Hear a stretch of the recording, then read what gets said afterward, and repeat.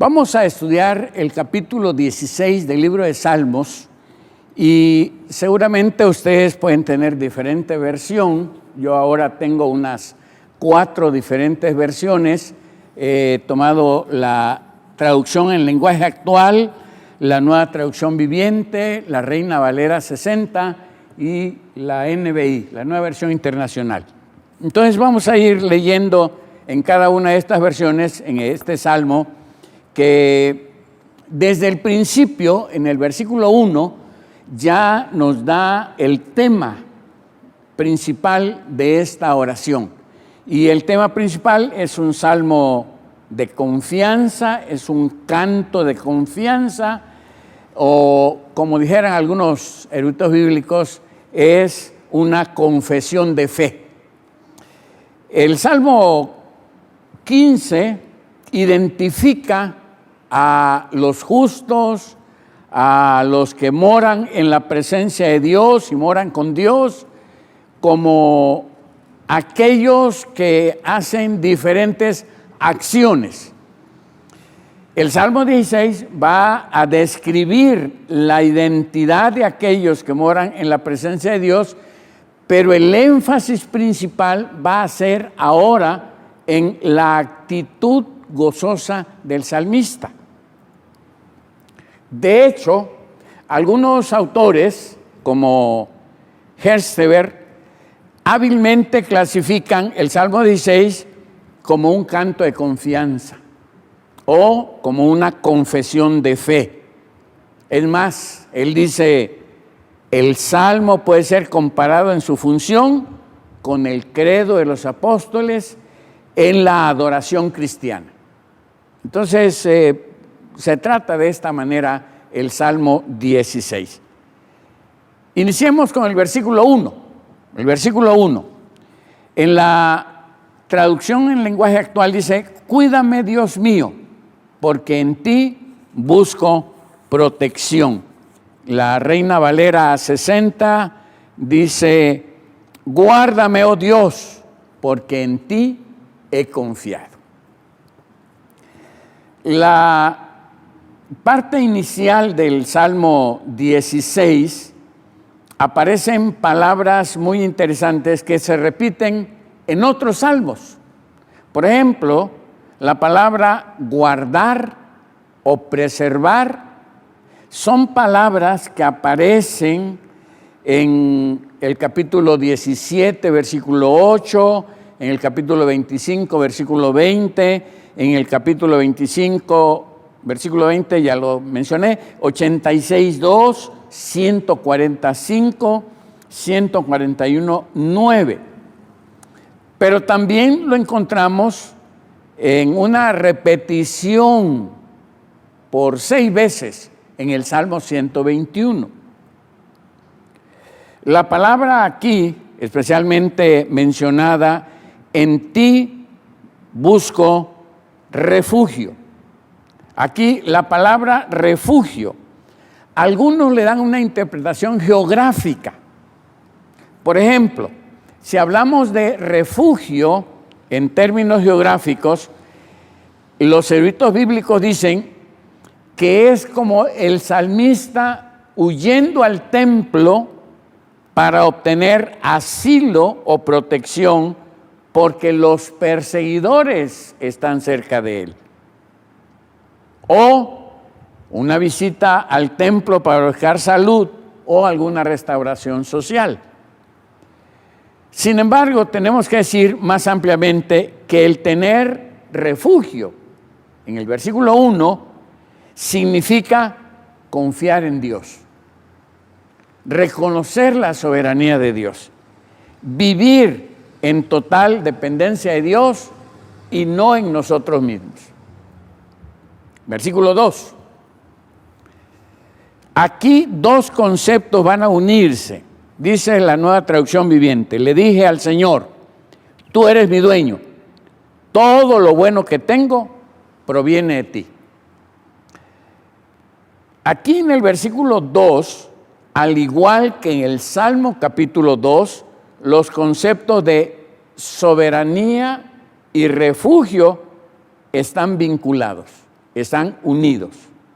El salmista, en este versículo 2, se dirige a Dios como dueño o como Señor.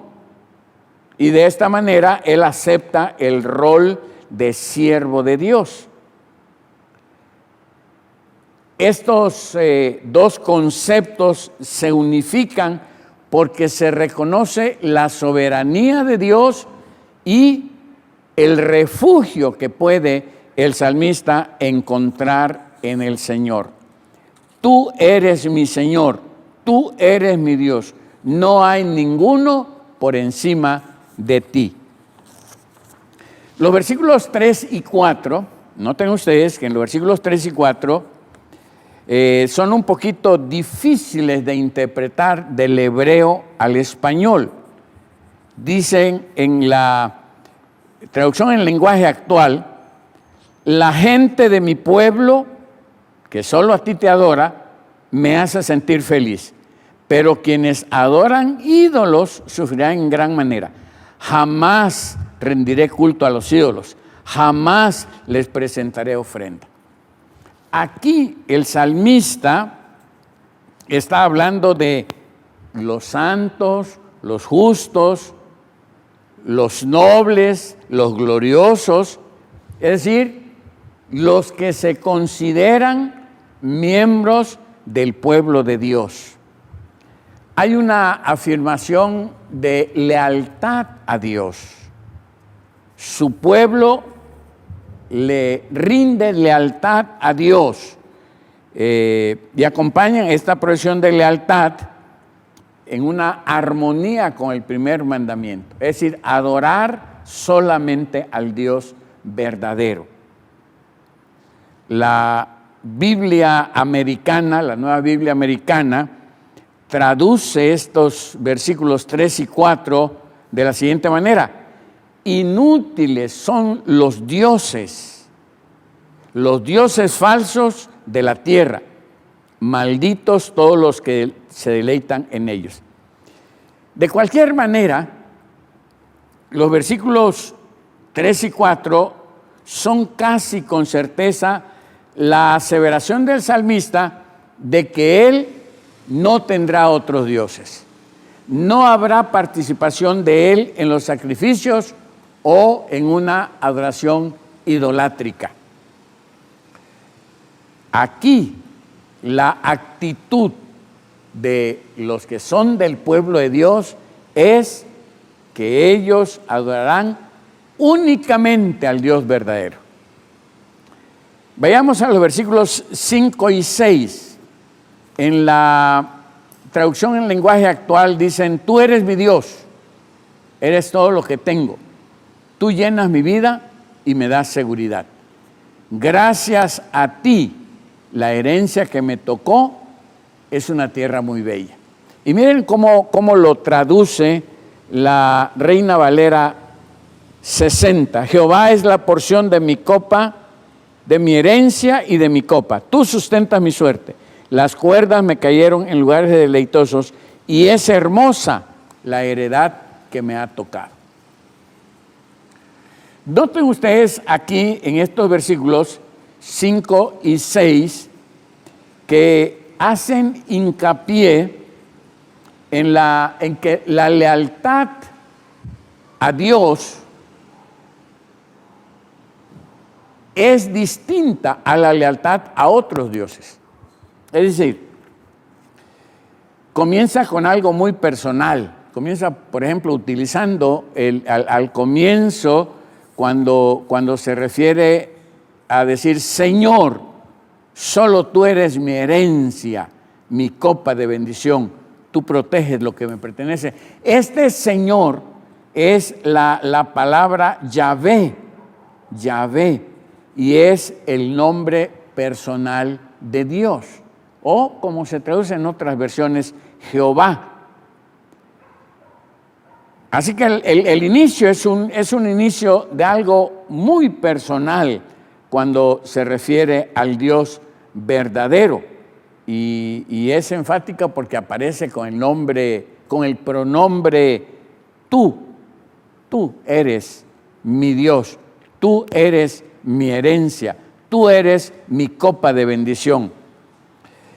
La palabra porción o herencia, como lo traducen en otras versiones, la herencia que me tocó, está relacionada con el libro de Josué. Josué, en el capítulo 19, versículo 9, ahí encontramos esta palabra porción, que se refiere a toda participación del pueblo de Israel en la tierra. Cuando hablamos de que la tierra que le tocó, dice el salmista, es una tierra muy bella. La herencia que me tocó es una tierra muy bella. No solamente está hablando de la parte de tierra que le correspondió, pero está hablando de sustento, de vida, de futuro. Así que el salmista enfatiza en estos versículos 5 y 6 el sentido de que le pertenece a Dios. El salmista le pertenece a Dios y tiene un sentido de relación personal con Él. Imagínense ustedes cómo llama a Dios mi copa, mi porción. Y aquí la porción era también un método para determinar el deber o la función. La línea final del versículo 5 afirma que la vida y el futuro del salmista se hallan en Dios y que el salmista está dispuesto a ser utilizado por Dios para los propósitos de Dios. Ahora, noten una cosa interesante en esta porción de la palabra. Posiblemente, dicen algunos eruditos bíblicos, que el salmista o el que escribió este Salmo capítulo 16, que en este caso es David, está siendo considerado un sacerdote o se está considerando como un levita. ¿Por qué? Porque ellos no tenían posesión de tierra y se les había dicho que Dios era su porción, que Dios era la parte que les correspondía. Así que está sirviendo en el templo y al servir en el templo, él considera que es Dios su porción, de tal forma que puede decir en estos versículos 6 y 7, gracias a ti, la herencia que me tocó es una tierra muy bella. Y en la Nueva Traducción Viviente dice, la tierra que me has dado es agradable, qué maravillosa herencia. Sé que el Señor siempre está conmigo, no seré sacudido, porque Él está a mi lado. Versículos 7 y 8. En la Nueva Versión Internacional, estos versículos, el versículo 7 y 8 del capítulo 15, dice el capítulo 16, capítulo 16 dice, bendeciré a Dios que me aconseja, aún en las noches me enseña mi conciencia. A Jehová he puesto siempre delante de mí, porque está a mi diestra, no seré conmovido, no seré conmovido. Este versículo, si ustedes notan, al leer el capítulo completo, ustedes pueden notar que desarrolla más la idea del versículo 5. La disposición del salmista a ser utilizado por y para Dios. La palabra bendecir en estos dos versículos que encontramos en hebreo es barak, y en su raíz significa arrodillarse, significa rendirse a un superior. o rendir homenaje a un superior. Bueno, el salmista reconoce la soberanía de Dios y él está dispuesto a identificarse como alguien que se sujeta a Dios. El salmista está abierto a la instrucción o al consejo de Dios. Implica que el salmista podía estar involucrado en la autoinstrucción y él estaba abierto, accesible al examen, a la influencia de Dios, a la instrucción de Dios. Por eso cuando habla de ser instruido, aquí en la Reina Valera 60, va diciendo el salmista: bendeciré a Dios que me aconseja, aún en las noches me enseña mi conciencia. Y aquí encontramos que la instrucción, que es la palabra yazar en hebreo, nos recuerda el capítulo 2, versículo 10 de Salmos, donde se traduce como ser exhortado. Pero algunos lo han traducido como servir a Jehová. De esa manera, encontramos nosotros que el versículo 7 en su segunda parte representa la intención del salmista a estar sujeto a Dios en todas las formas posibles. El versículo 8 conlleva la misma idea. Para el salmista, Dios está siempre delante de mí, dice él, el constante centro de atención. Es decir, el salmista encuentra que Dios está siempre accesible y disponible. Tanto es así que él habla de que está a su mano derecha. Eso de alguna manera representa un contraste con lo que había dicho en el capítulo 13 de este mismo libro de Salmos, donde la ausencia de Dios lo condujo al temor de ser removido.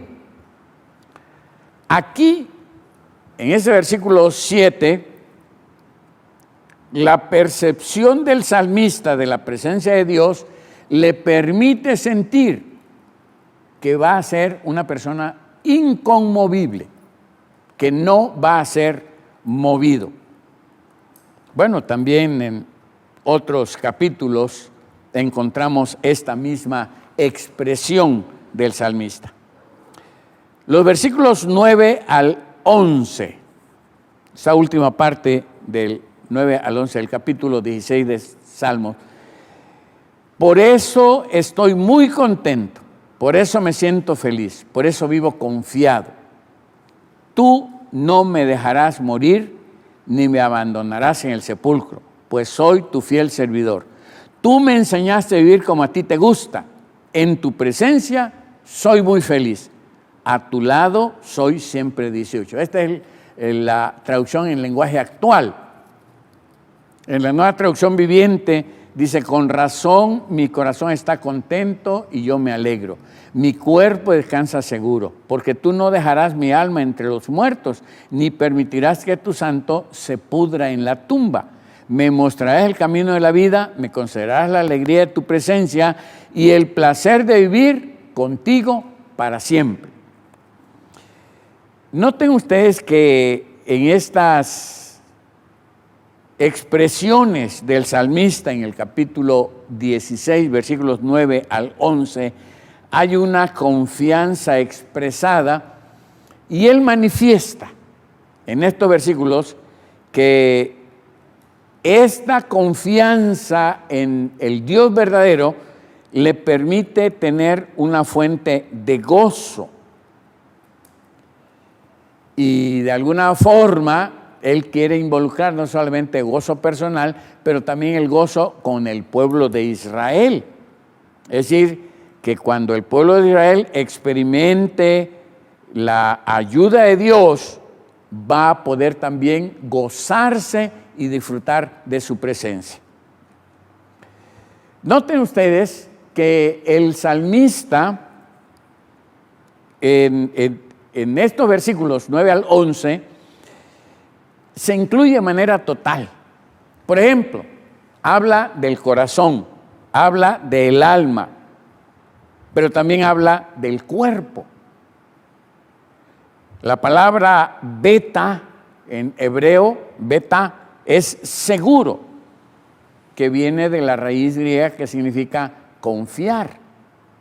La seguridad para el salmista no es un logro, sino es un resultado de una vida de confianza plena en Dios.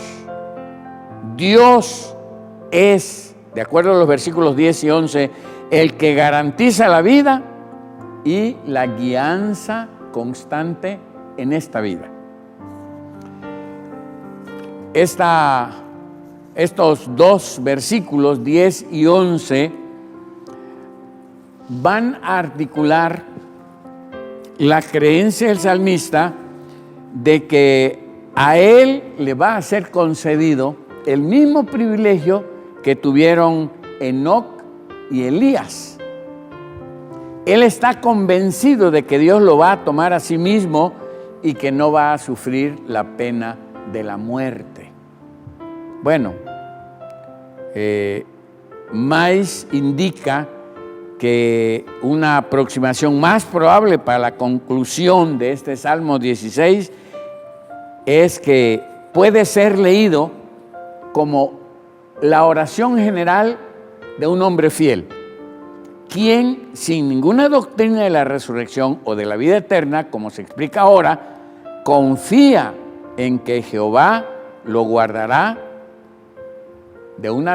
con una total confianza que no pudieran imaginarse, de tal manera que él se mantendrá en esta vida y en la otra en la presencia de Dios.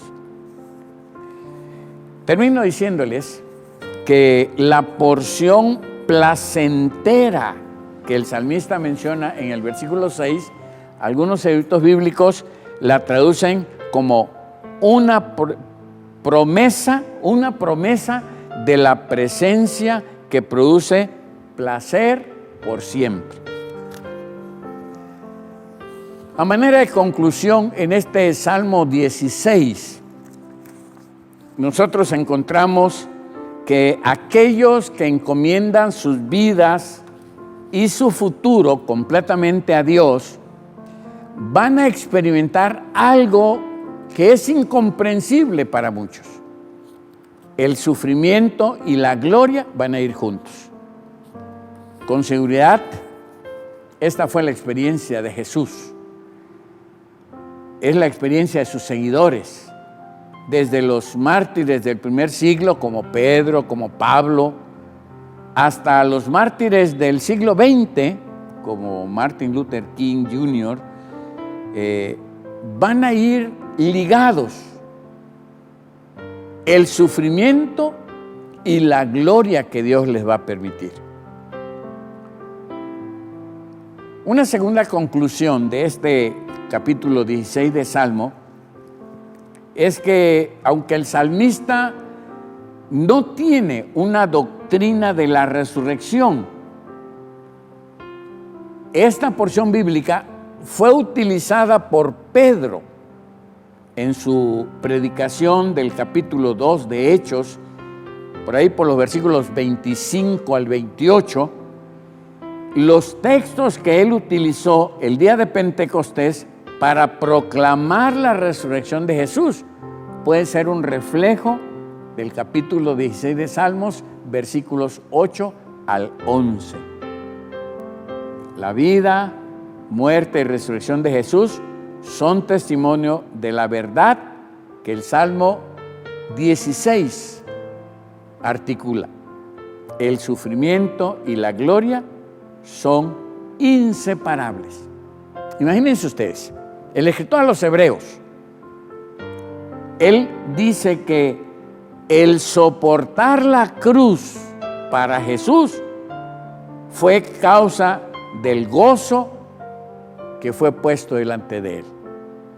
Nadie podría entender lo que significa sufrimiento y gozo a la vez, o gozo en medio del sufrimiento.